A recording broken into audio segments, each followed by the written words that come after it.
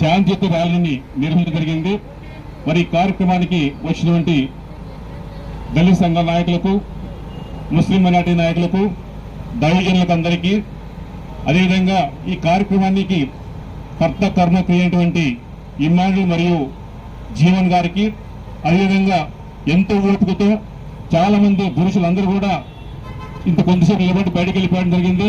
అయితే మహిళా మనులు మక్కువని ధైర్యంతో నా దైవజనునికి న్యాయం జరగాలన్న ఆలోచనతో కదలకుండగా రోడ్డు మీద పోటాల్సినటువంటి మహిళా సోదరులకు అందరూ కూడా పేరు పేరు నా హృదయపూర్వక ధన్యవాదాలు మరి పాదాబంధాలు తెలియజేసుకుంటున్నాను.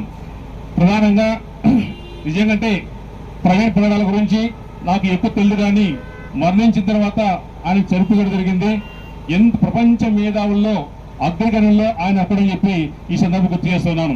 ఎందుకంటే ఈ మన దేశంలో, హిందూ దేశంలో దాదాపు అన్ని మతాలటువంటి దేశంలో అనేక రకాలుగా మరి క్రైస్తవులని దూషిస్తూ ఇబ్బంది పెడుతున్నటువంటి సందర్భంలో మరి ఆయన ఎవరికి కూడా మొక్కువని దీక్షతో హిందువులైనా సరే, ముస్లింస్ అయినా సరే, ప్రతి ఒక్కరు కూడా అనర్గళంగా పుస్తకాలను చదివి తన జ్ఞానంతో సమాజం చెప్పినటువంటి సందర్భాలు ఉన్నాయి.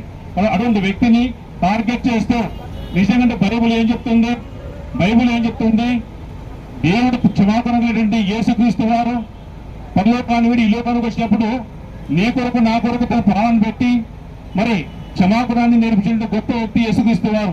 అదే అడుగులోనే దాదాపు దైవం ఎందుకు పయనిస్తున్నారు, అదే మాటలు చెప్తున్నారు. బైబిల్లో ఏది ఉందో అదే చెప్తున్నారు తప్ప వేరేది కాదు. అయితే ఈ దేశంలో మత మార్పిడి కింద మతం మారుస్తారని చెప్పి ఆలోచన దుర్మార్గం ఆలోచిస్తున్నారు. ఇది మత మార్పిడి కాదు, మార్గం మాత్రమే. యేసుక్రీస్తు మార్గము, ఆయనే జీవము, ఆయననే సత్యం అన్నారు. కాబట్టి ఆయన మార్గంలోనే నడుచుకోవాల్సిన అవసరం ఉందని చెప్పి గుర్తిస్తున్నాడు.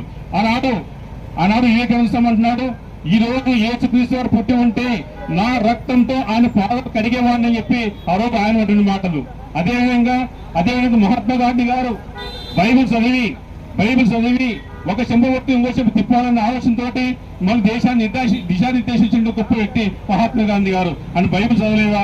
అదేవిధంగా బాబాసాహెబ్ అంబేద్కర్ గారు కూడా బైబిల్ చదివిన తర్వాతనే రాజ్యాంగాన్ని లిఖించి మన దేశానికి దిశానిర్దేశించిన వ్యక్తి మన అంబేద్కర్ గారు. అటువంటి అడుగుజారున్నటువంటి మన ప్రవీణ్ పగడాల గారిని అతి దారుణంగా గమనించండి. దైవజనులారా, ఇంకా రాబోయే దినాల్లో ఒక ప్రవీణ్ పగడాలని కాదు, అందరినీ టార్గెట్ చేస్తారు. కాబట్టి ఈ విధంగా ఐక్యత లేకపోతే ఎవరు ఎప్పుడే ప్రాణం కోల్పోతామో తెలియని పరిస్థితి ఉంది. కాబట్టి మనమందరం కూడా దేవుడు యేసుక్రీస్తు వారు ఏదైతే చెప్తారో దాన్ని తప్పకుండా పాటించే అవసరం ఎంతని చెప్పి కోరుకుంటూ మరి రాబోయే దినాల్లో ఆ కుటుంబానికి ఏదేమంటే హత్య భార్య చెప్పింది, యేసుక్రీస్తు క్షమించే గుణం ఉంది కాబట్టి, నా భక్తుడు అందరూ క్షమించేవాడు కాబట్టి నేను కూడా ఎవరైతే హత్య చేసేవాడు అంటారో వాళ్ళని క్షమిస్తానని చెప్పి అంత గొప్పగా చెప్పిన వ్యక్తి తన ప్రవీణ్ పగడాల గారి భార్య. కాబట్టి ఆ కుటుంబానికే క్షమించే గుణం ఉన్నప్పుడు మనం కూడా అటువంటి క్షమించే గుణంలో ఉండాలని చెప్పి గుర్తు చేస్తూ ఆ కుటుంబానికి ఆదరణ, ఓదార్పు ఆ భగవంతుడు ఎల్లవేళ ధరించాలని చెప్పి కోరుకుంటూ మరి ఎవరైతే హత్యలో పాల్గొన్న ఉంటారో వారందరూ కూడా కఠిన శిక్ష అని చెప్పి గుర్తు చేస్తూ ఇంతవరకు ఓటుతో అందరూ కూడా పేరు చేస్తున్నాం. జై క్రైస్తవం. మాము క్రైస్తవ సమాజంలోన మానవత్వము చాటుకోవడానికే మేము వచ్చామని చెప్పి ప్రతి ఒక్కరు కూడా మహిళలైతేమి వివిధ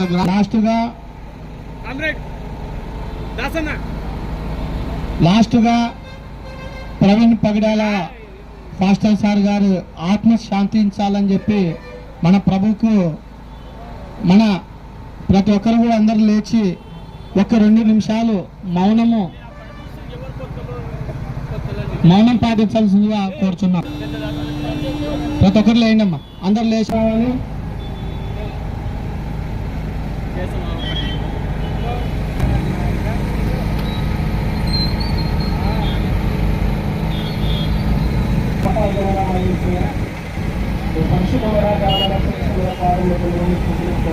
అతి కిరాతకమైనటువంటి మరణం నుండి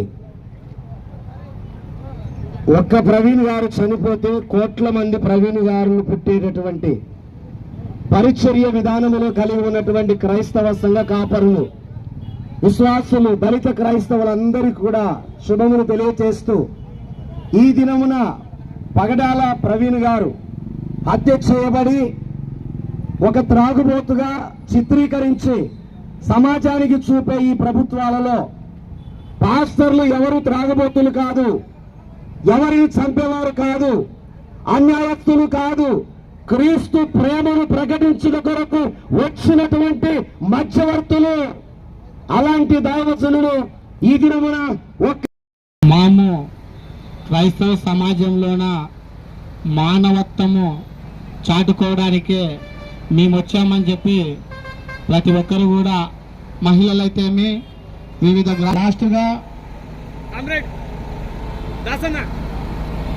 లాస్ట్గా ప్రవీణ్ పగడాల పాస్టర్ సార్ గారు ఆత్మ శాంతించాలని చెప్పి మన ప్రభుకు మన ప్రతి ఒక్కరు కూడా అందరూ లేచి ఒక 2 నిమిషాలు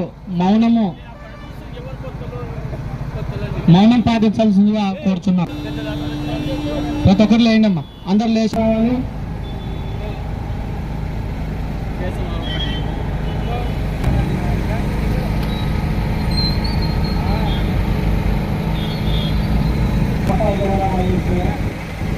పరిశుభ్ర